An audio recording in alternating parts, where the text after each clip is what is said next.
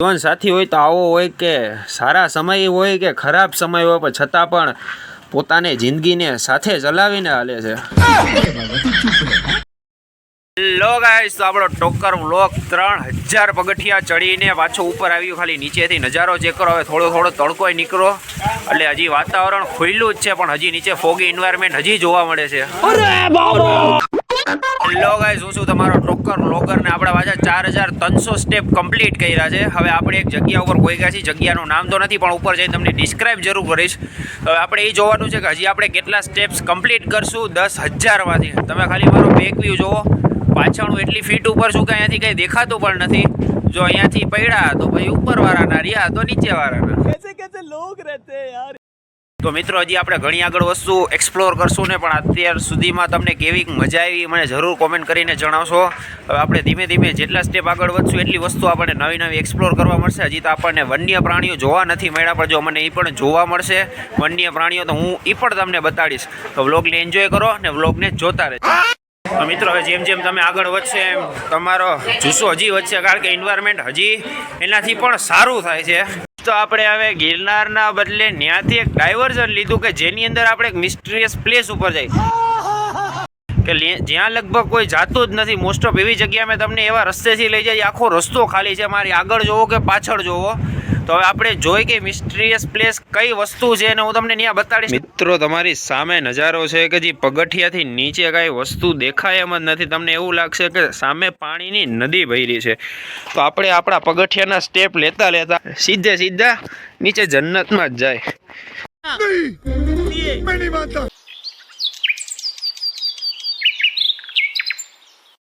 Hello guys, તમારો Tokar vlogger આ એક એવી જગ્યા લઈને આવ્યો છે ને કે એનું નામ તમે જન્નત કહો ને તોય વસ્તુ ટૂંકી પડે. अभी मजा आएगा ना भिड़ो.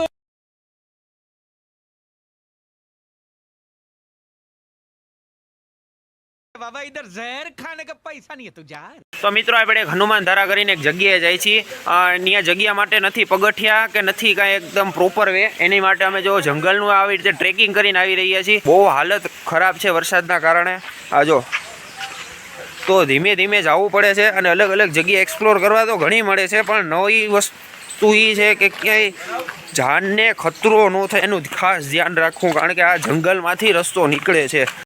તો મિત્રો, હવે તમને હું ઘણી વસ્તુ આગળ જઈને એક્સપ્લોર કરીશ કે અમે કયા કયા રસ્તા ઉપરથી જાય છીએ. અને અહીંયા ઘણા સાઇન બોર્ડ છે જેના લીધે તમને આપણે ભરતવન કરીને જે એની જગ્યા છે. મિત્રો, રસ્તાની હાલત એટલી ખરાબ છે કે અમારે ટ્રેકિંગ એટલું ખરાબ હદે છે. તમે જો પાણા દેખાતા હોય તો જોઈ લ્યો કેટલી ખરાબ હદે ટ્રેકિંગ છે. અને રસ્તામાં પાણી ભરાયેલા છે જેની અંદરથી અમે હાલીને જાય. એટલા રસ્તા ખરાબ છે ને, હજી નાનું ઝરણું પાર કર્યું તો બીજું આવ્યું. જુઓ, હજી મારા 2 જંગલી જનાવર હજી આગળ વયા ગયા. પ્યારી સમજ ગઈ. એને હું તમને થોડીક વારમાં એક્સપ્લોર કરું હું કેવા હે.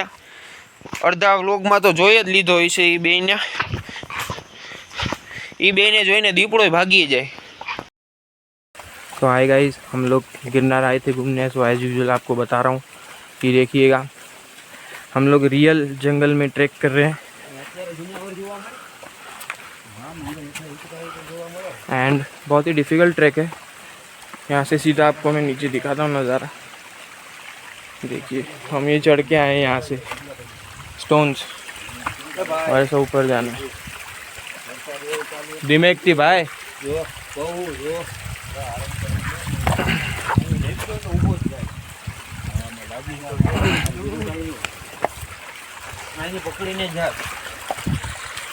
ગ્રીપ બનાવીને ચાલવાનું.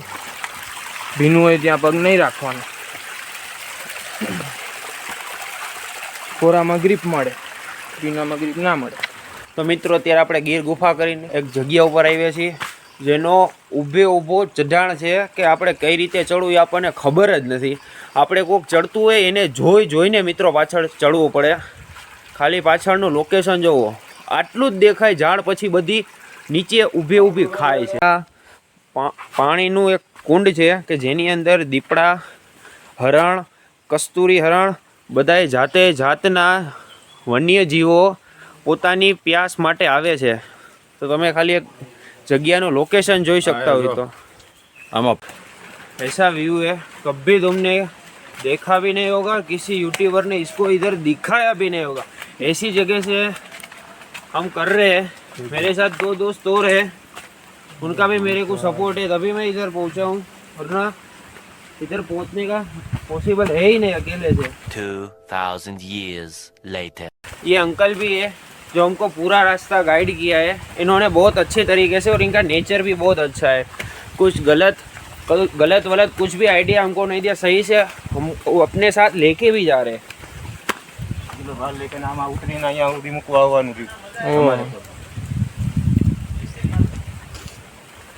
હોય તો પણ લઈ જવાનું હોય પાછું આદિ ગેસના બાટલા બધું અહીંયા હેઠે ગામમાં લઈ જવું પડે.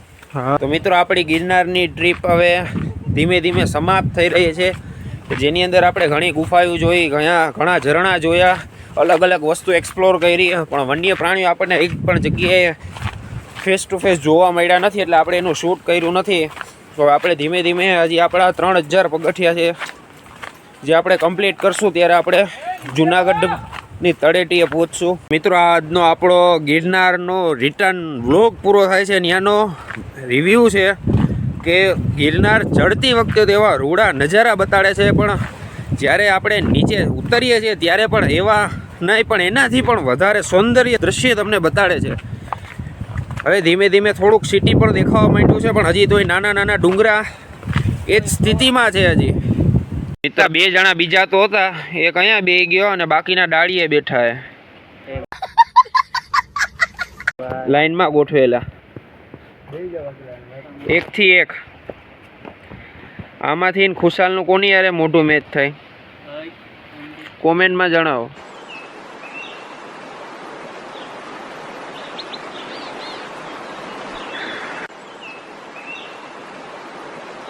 તો મિત્રો આપણા ટોકર વ્લોગરમાં આજે સેવ મમરાની પાર્ટી થઈ રહી છે, નો જવાનો હારે, અને 2 માં દીકરા પાર્ટી કરીને ઉપર ચડી ગયા. હવે હજી એક આયલું આવે છે વાહેથી કે હું રહી ગયો, જો હજી એક સામેથી આયલું આવે છે. આજે ફૂલ સેવ મમરાની પાર્ટી હતી, ભેળ બનાવવાની હતી, પણ પ્રોગ્રામ રહી ગયો વરસાદના કારણે, એટલે સેવ મમરામ પતાવ્યું. તો મિત્રો આપણો ગિરનારનો વ્લોગ તો પૂરો થઈ ગયો, અને પાછી આપણી હમસફર ગાડી દુરંતો એક્સપ્રેસ રાજકોટ જવા નીકળી ગઈ. આ 3 આપણે એવા ખાસ મિત્રો, માનવભાઈ और एक ये भाई जिसको तो आप लोग पहचानते ही हो.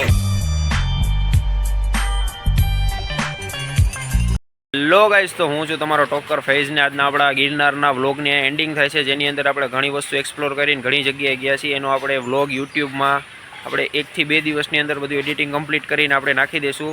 અત્યારે આપણું લોકેશન છે જ્યાં ગિરનારની જૂની સીડી છે, જ્યાં ઉડન ખટોલા કરીને રાઈડ જાય છે, જેની પર પર્સનની ટિકિટ 630 અને ચાઇલ્ડની 5 to 10 યર્સની અંદર 350 ટિકિટ છે. જેનો ટાઈમિંગ તમને ગૂગલમાં પણ મળી રહેશે, કયા દિવસે બંધ રહે છે, અંડર મેન્ટેનન્સ રહે છે, એ પણ ગૂગલમાં શો કરતું હોય છે. તો પ્લીઝ ચેક કરીને આવજો, અને ફૂલ સેફટી સાથે રેનકોટ, પછી પાવર બેંકની સાથે ફૂલ સેફટી સાથે તમે આવજો ગિરનાર. Goodbye. આપણી વ્લોગને લાઇક કરજો, ફોલો કરજો, શેર કરજો, અને આપણી ચેનલને આગળ વધારજો.